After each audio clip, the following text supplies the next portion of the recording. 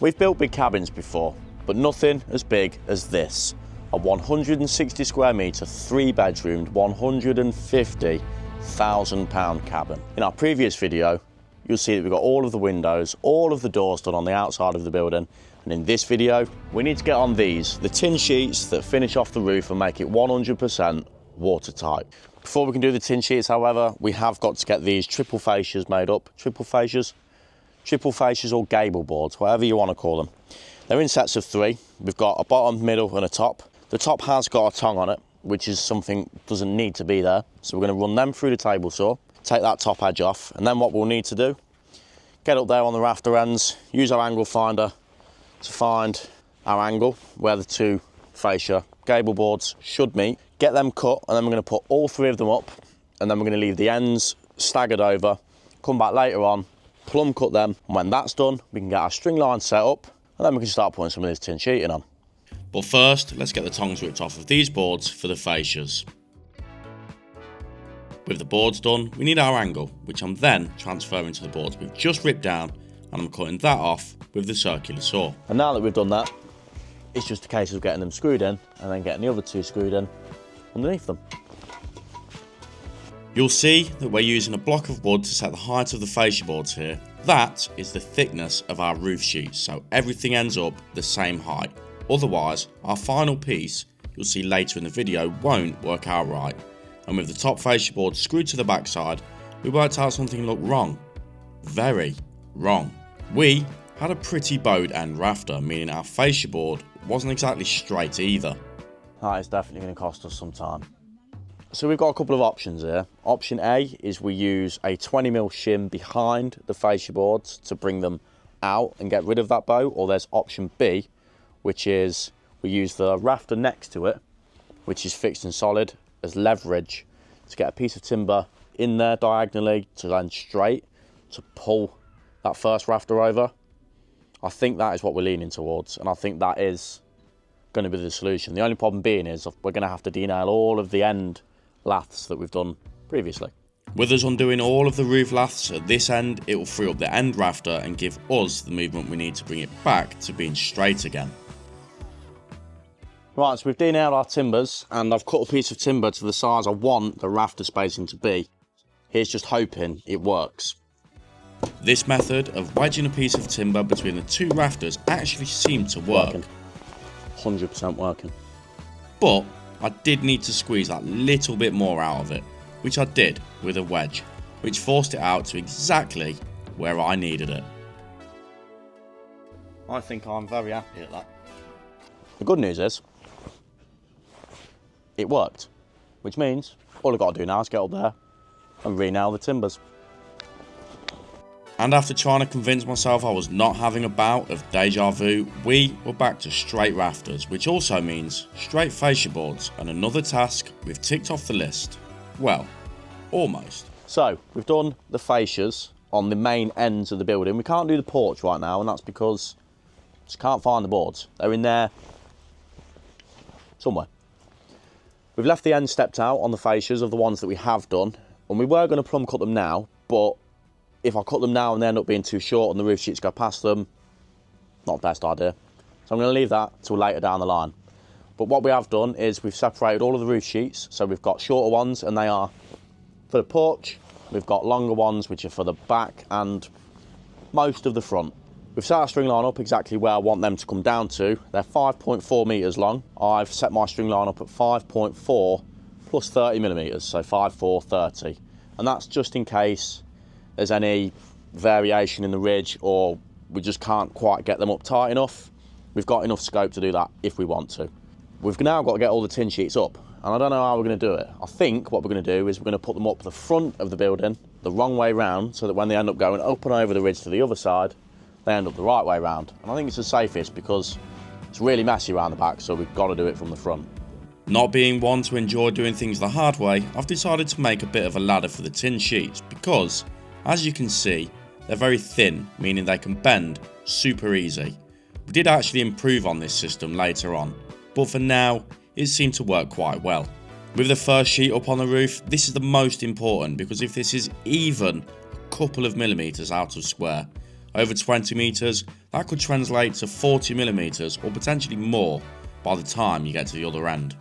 Right, so now I've got all the sheets up, we're going to start putting some fixings in and getting them fixed down. Now what we're actually using are 25mm colour-coded screws to the sheets. They're 25mm long.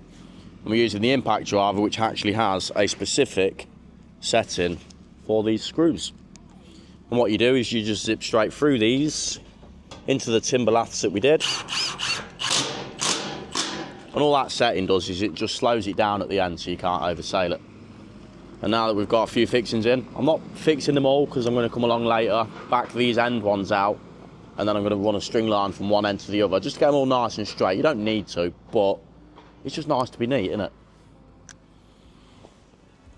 Once we got going, we seemed to fly through it. I think as long as you get the first one or two right, it does go pretty well, which is why it's worth spending the extra time to get it set up right. And now we've reached the end, we cut the last strip in to finish off this backside, something that seemed to absolutely eat through the grinder blades. Onto the front side now, and as you can see, we've improved our tin sheet delivery system. It turns out that an actual ladder was the best way to do it. Our plan is to work our way across to the porch towards the valley and then get a few fixings in so nothing moves while we mark out our valley cuts. The way we've chosen to do our valley cuts is to cut them quite close and then do a final more accurate mark in situ and cut them as we go. This made sure we were as perfect as we can be with one of the most important elements to this roof install. Now with just the porch to finish off, we cut that in as we went, moved over and cut in the other side. Then measured up and finally cut in the last sheet on the roof. And we were done up there, at least for now, and ready to put on the final fascia boards, which decided to show up at long last. As we were done with roof sheets, we can get our plumb cut done as I mentioned earlier. This finishes them off nice and tidy, and then it's onto the ridge capping. These I'm fixing to the peaks of all of the roof sheets, and I have set up a string line to make sure we're nice and straight. Then what I'm doing is I'm overlapping each one of these by 100mm and putting a double bead of sealant on each overlap, just in case the rain gets any funny ideas, as we are in an open field. Then it's just a case of going all the way to the end, and I've just got the porch to do, which did involve a bit of a pointy cut, but with that we were done aside from the last fascia pieces. And now, with the ridge pieces finished, it's time for the box ends, like the metal pieces. I think that's what they're called. If they're not, correct me in the comments, feel free. What they do is finish off the very edges of the roof. So let's go and get that put to bed. What these are is just a 90-degree piece that protects the top of the wooden fascias and stops any water getting down the end of the roof and into our building. We're fixing them with the same colour-coded screws, and that is one complete roof. And now, with this roof 99% finished, it's time we made this building warmer. And that begins with this stuff, 200mm wool insulation. What this is going to do when we couple it with the ceiling insulation is effectively we're putting a blanket over the hole in a structure. Just like when you go to bed at night and you get a duvet, you put it over yourself and you get yourself nice and toasty and warm. Now Ben has already made a start on some of this, so I had better go and join him. Now if you remember from a previous video, we set these out in such a way that the insulation pieces fit snugly with minimal cutting to do. There is still some to do, but not nearly as much as they could have been if we had gone against the predetermined spacings. With the wind gusting pretty hard at times, we decided to get the membrane on as soon as we could. This will make sure none of the insulation blows out and across that big field you can see just behind me.